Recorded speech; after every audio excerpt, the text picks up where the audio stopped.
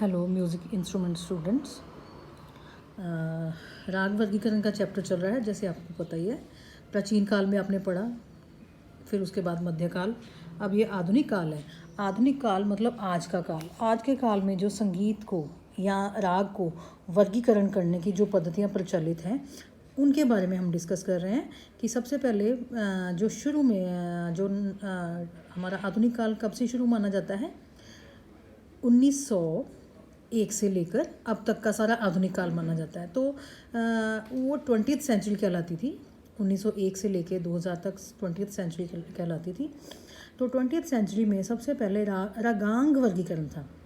रागांग को जब हम संधि छेद करते हैं राग प्लस अंग, तो रागांग वर्गीकरण की परंपरा थी। और उसके बाद आ गया थाट राग वर्गीकरण।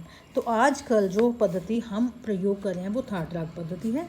तो जो रागांग वर्गीकरण की पद्धति क्या थी, रागों के अंग थे, वो भी रागों का ही स्टाइल था, मगर वो अंगों के हिसाब से उनको वर्गीकृत किया जाता था। ग्राम रागों की छाया जिन रागों में दिखाई दे उन्हें रागांग कहा जाता था। स्वर्गीय नारायण मुलेश्वर खरे ने 30 रागों के अंतर्गत समस्त रागों को विभाजित किया। समस्त रागों को विभाजित करने का सूक्ष्म निरीक्षण करने के बाद उन्होंने 20 स्वर समुदाय चुने। ये स्वर समुदाय जो प्रमुख होते थे और बिलावल अंक की संख्या तब उन्होंने दी।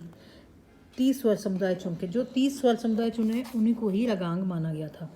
तो उसके बाद ये थाट वर्गीकरण है।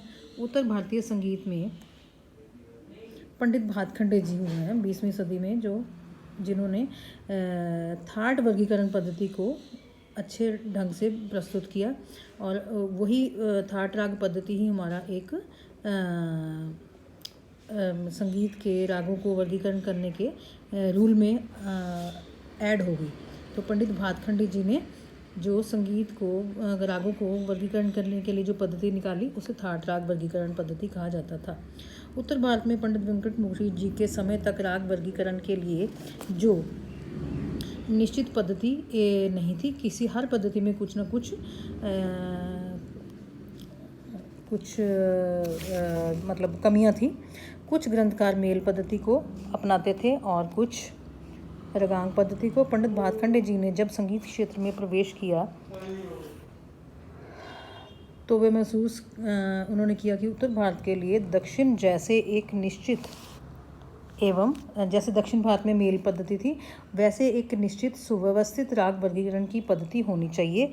तो उन्होंने पंडित वेंकट मुखर्जी जी के 72 जो मेल आपने पीछे पढ़े हैं, ठीक है, मेलों का अध्ययन करके इस निष्कर्ष पर वो पहुँचे कि 72 मेलों में से कुल 10 मेलों में राग के वर्गीकरण को व्यवस्था दी, एक उचित व्यवस्था दी।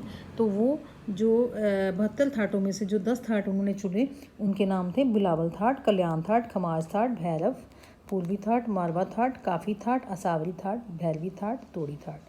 तो इस क्वेश्चन में जो आधुनिक काल में मैंने जो मेन पॉइंट्स इसमें बता दिए हैं लेक्चर डेमोन्स्ट्रेशन में, ये आपकी बुक में फुल फ्लैज क्वेश्चन है।